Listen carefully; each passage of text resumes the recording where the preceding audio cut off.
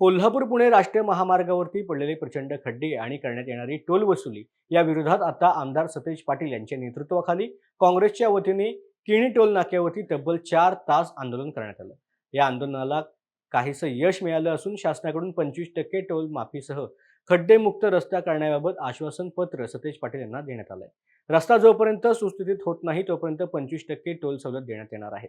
याशिवाय 20 किलोमीटर गावामधील वाहनधारकांना टोल माफी असणार आहे आणि 50% टोल सवलत देण्याबाबतचा प्रस्ताव येत्या 1 महिन्याच्या आत केंद्र सरकारकडे पाठवण्यात येणार असून याबाबत लेखी आश्वासन मिळाल्यानंतर काँग्रेसने हे आंदोलन स्थगित केलंय।